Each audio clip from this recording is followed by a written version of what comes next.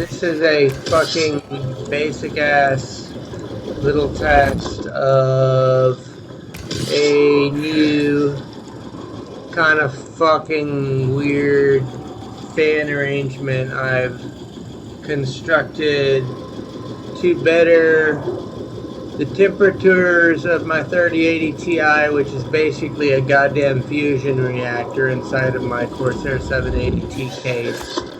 Room ambient's about 23 right now. I'm trying to get it down to closer to 22, which is my comfort zone.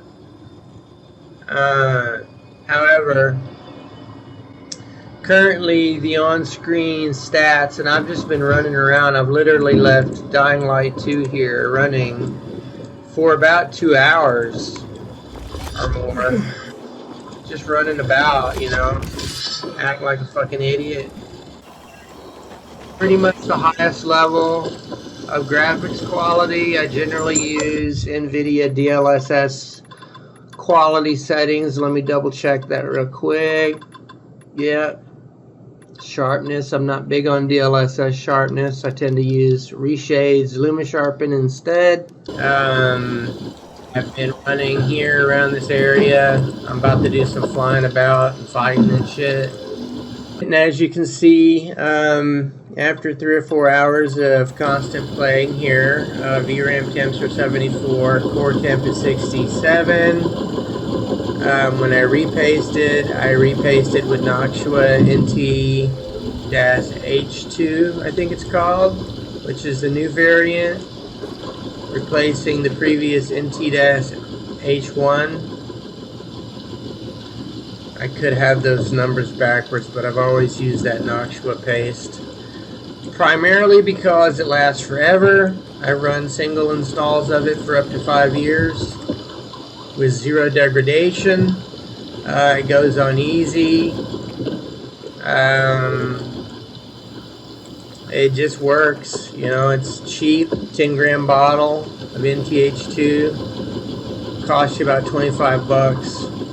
You know, fuck Thermal Grizzly. No offense, they make great products. They have a good marketing and branding department. I appreciate that about them. I don't mean to slander them in any way, but Noxua also has a kick-ass branding and marketing department, equally so. And their paste is just as good in my opinion and does not need reapplication as I have found Grizzly does, and I speak specifically about the non-conductive Cryonaut variant. Pretty dope. You can see now the with daylight, the GPU core has gone up to 67. It will not hit 70, I don't think. It could get close, maybe 68, 69. But as long as I allow my fans to top out at 85%, normally I can't hear them because my machine is 3 feet from me. The fans are running on my GPU at 85%. Can't hear them a bit. I can't hear the case fans, all of which are running at about 70%, and I've got a shite ton of case fans, which I'll show you once I break the cell phone out after this in-game capture, to explain a little bit how I feed air to the GPU, because that has been the #1 factor in keeping my GPU core generally below 70 at all times, and my VRAM temps generally below 76.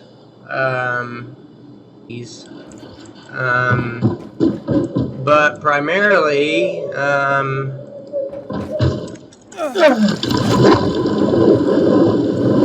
the reason for the decent temps, and let me hit this updraft here.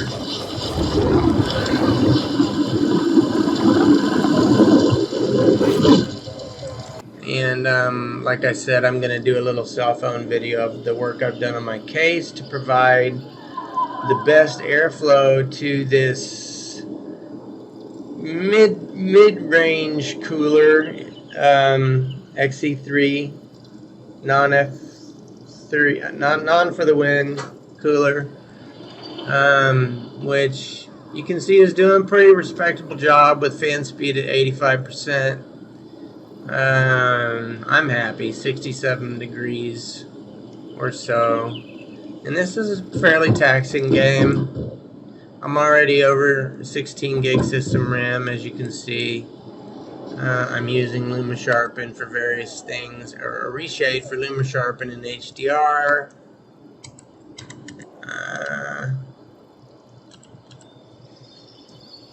And so that's about it. I'm going to shut the fuck up. Because that pretty much gives you an idea of what I'm looking at with my system. And finally, again, I may have said it, I do not overclock this video card. I do not undervolt it. It is running at 100% complete stock settings on memory and frequency. And basically then just focus on the case and airflow, which I will segue into momentarily after I get my cell phone out and do a little bit of video. So now I'm moving into the cell phone portion of the video, and hopefully I can render this in Vegas in a way that actually looks fairly decent. Some of the new codecs work pretty good, the magic codecs and whatnot, but as you can see, this is simply a continuation of the gameplay, in-game capture I just did, and probably talked a lot, probably too much in, and said fuck a lot, and GRAM a bit, but as you can see, GPU core still 67, VRAM around 74, CPU's hovering around 35 generally, no matter what I'm doing. That's the workstation I'm at. As you can see, that's why I prefer using my Alienware 38 over the also glorious LG C1 OLED right here, which I have a second Katana version 2 soundbar for. Also highly recommended, great sound device. But the things I have done to my Corsair 780T case, specifically to improve the performance of the video card. Number one, let me see if I can get rid of this ridiculously bulbous blue microphone, which actually happens to be a very good microphone for the money. Favorite case ever, Corsair 780T, Corsair H115 XT Pro AIO with 2 push fans at the top. See if I can get this back on. And I can get a shot. 2 fans at the bottom, which are thermal take ring fans, and I just disconnected my 2 side fans that I modified onto case, which is kind of central to what I was about to say, so I'm going to pause and continue after I hook those fans back up. Un momento, por favor. Solamente 200 maximums. Okay, back in business. I got the 2 fans working. That would be those. Those are exhaust fans mounted on the side panel of the glorious 780T case. Again, my favorite case I've ever used. A bit dusty on the top. I just cleaned the front. This is my second Corsair 780T case. The first one I busted up in a bit of a wrestling match with a roommate that got a little drunken and out of control, and we pretty much warped it so that it could not support a motherboard without shorting, no matter what. Just doing this would cause the system to reboot, so I had to get a new case. And as you can see, I have it mounted on the little mobile stand far away from my glorious 38-inch monitor, because last thing I want is a bunch of fucking bling lights pulling my attention from what I'm doing on screen. Talking at you, Reddit kids, but I do understand you're proud of your gear, but eventually you'll grow out of that shit. Put your fucking machine on the floor. Temps are better on the floor, build a stand, everything will be cool, but what I'm getting at here is I've got 4 intakes at the top pushing through the radiator. I've got 2 140 front intakes, 2 120 millimeter bottom intakes, and prior to this, I'll just say it, epic fucking mod that I did to mount 2 extra 140 millimeter fans, silent at that relatively, in the side panel of my case. All I had was this little humble 140 millimeter fan, which you know, you could put your hand behind it during gaming, and it was amazing how hot the air was coming out because it is right above the EVGA 3080 Ti, which makes sense, you know, physics and all, heat rises. And so, you know, it was working overtime, so I figured, shit, dude, you know, 75 on my core. GPU core is not bad, but I would prefer it to be around 68, 67. And to that end, I figured the first thing I could do was take the stock, come on now,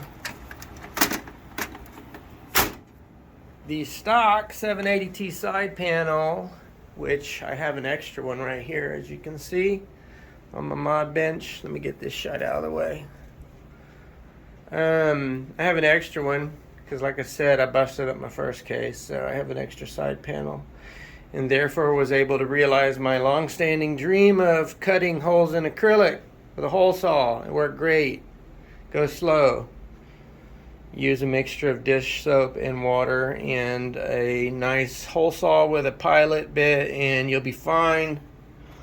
But that's the original, no fans. So that allowed me to absolutely increase the exhausting of heat from the inside of my case to a great degree. And they're fairly quiet.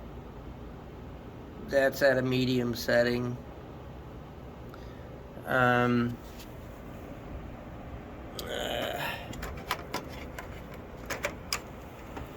have them hooked into the main case fan controller, which is right here. So I can turn them low or high as I like. But that helped a great deal. And plus, these 2 front 140 millimeter fans are what I consider the primary fans that feed cool air directly and straight back to the 3080 Ti graphics card. The lights are kind of bright. I wish I could dim them.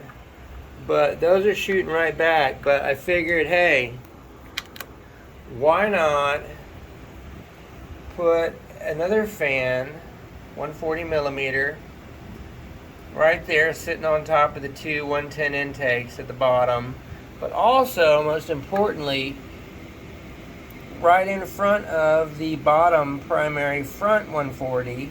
So you're basically forming a tunnel, as you can see, from the front fan to the secondary fan, which blows straight underneath and up towards the GPU. That, by far, along with these 2 exhaust fans I added to the side panel, which I'm going to set aside here, if I can do so without busting something. It's kind of hard to do because I'm videoing at the same time. I'm not the best cell phone videoer. But this fan previously, and again, it's just resting here. I at one time had it mounted on the back of my GPU, pointed at the RAM, when I had a kit of DDR4 3200 megahertz RAM, which I clocked to 4000 megahertz at a ridiculously low latency of like a flat 15 or something. But it rested there. I would set it there to show you, but I have found that those new DDR5 sticks run just fine overclocked, never break 40, and that fan is much more effective at sending cold air to my GPU. Again, the lights are bright and it sucks because you can't see the GPU very good. Because I've gone full pride with my shit, even though I'm not gay, but just the default is Pride Rainbow, so I left it at that. And I support my pride, friends. But there's like a ridiculously good amount of flow from this front fan to this second fan and straight up to the GPU. Secondly, right here, the back of the GPU is so hot I can barely hold my hand on it for longer than that. And that heat goes straight up to the exhaust fan, which spits it right out the back. You can see the custom putty I purchased, 10 MK/watt whatever T Global putty that I sandwiched between the back plate and the rear portions of the GPU where the RAM ICs are, and as well repasted, and you can't really see, but also it's kind of dripping out. Put new thermal putty in place of the EVGA thermal putty. But to answer your question, friend, on OCN, I improved the GPU temps, core, and VRAM primarily by thinking about airflow with my case and doing it in a way that was not overtly noisy. And again, the GPU is currently running at 85% fan speed, so I don't know if you can hear that. Kind of can.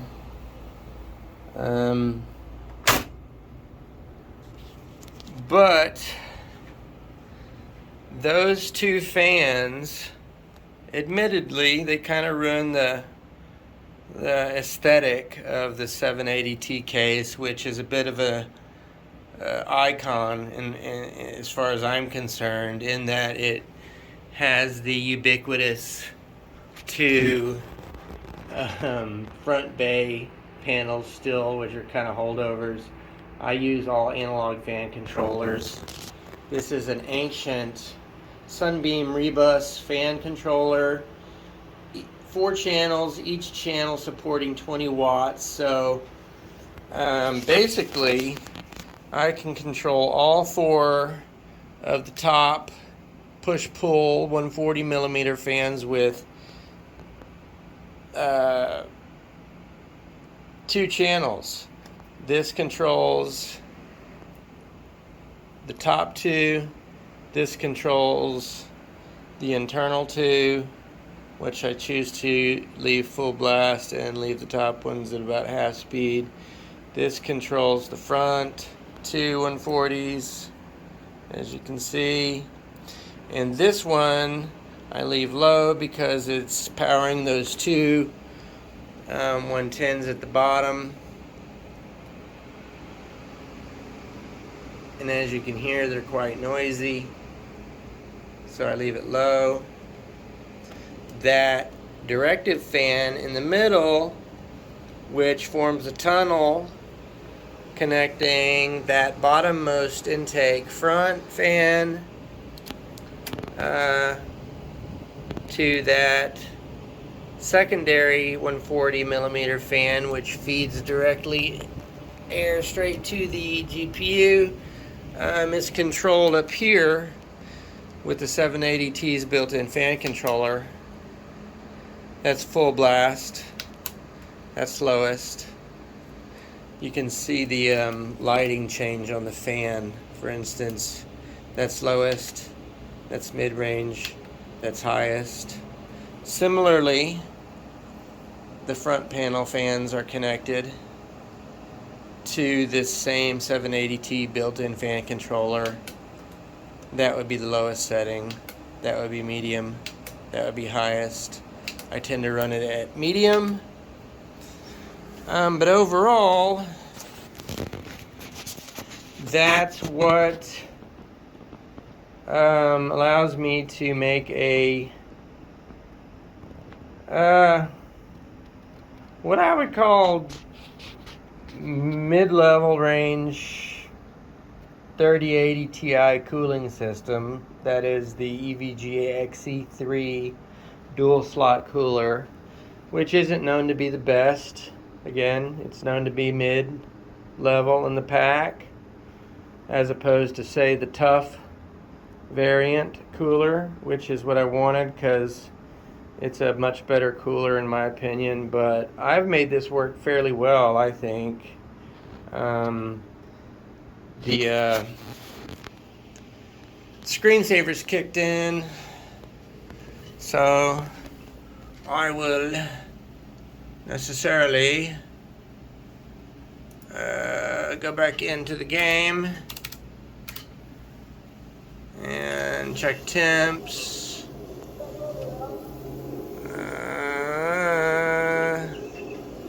And again, they are about the same, a little better because it's been sitting VRAM at 72, core at 66,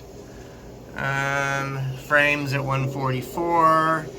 As you can see, the cores fluctuate from 5100 performance core to 4000 efficiency, all the way to 2700 performance and back and forth, but frames always stay about 144, you know, so don't go crazy thinking that you need an all-core static 5100 performance, 4000 efficiency at all times clock, because frankly it's not going to make a fuck of a difference in your frames, man. Run a balanced power profile in Windows, set a good solid V-core for whatever overclock you choose to run. And you can also just forget about offset cooling if you like, and let Windows Balance Power Management operate the dynamic frequencies, including voltages. As you can see, it's running at a 1.3, 1.4. It'll go down to 1.1.2, 1.25. All the cores generally are in the 30s. The package is generally always in the 30s. VRAM's at 70. Shit works good, yo. So, anyways, I forget your username on OCN, but that's about it. That's the way I manage to make some, a mid-range GPU cooler work pretty good. A pretty fucking great case work even better. And a surprisingly good 280 millimeter Corsair H115 IXT Pro AIO cooler work phenomenally well. In fact, I built a 12900 first and then this 12700, and built an identical system for my brother using a Corsair 7000X Giganticus Maximus RGB fucking case with a H150i 360 millimeter cooler, and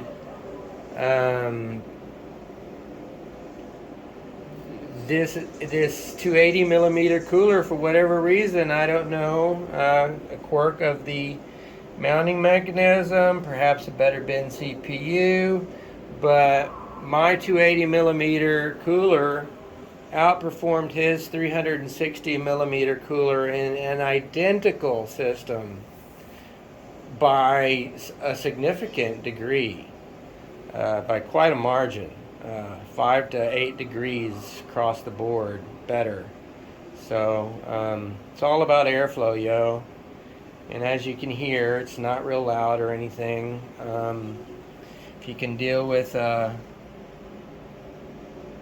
some kind of fugly ass exhaust fans on the side of your case and you're able to do so, do it. Do like I did. Put them slightly above the GPU, which you can see the EVGA logo there below them. Therefore, the heat rising from the GPU is going to necessarily be expelled from these fans, primarily from this first one, because you can actually feel the temperature difference. Hotter air is coming out of that one than this one. And back here,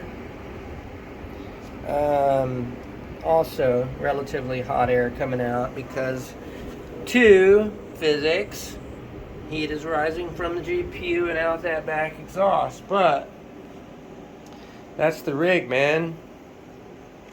It works really good. I'm stoked, and I hope that helps.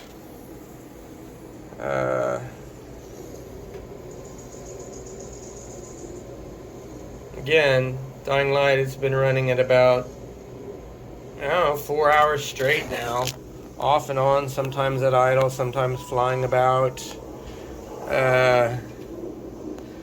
Nearly a 4K pixel requirement here with this screen. It's buttery and smooth, and generally always close to 144 hertz. And so that's about it. I hope I didn't interrupt too much with that, so I'm gonna conclude, and I wish you all the best with your rigs, and I hope that helps.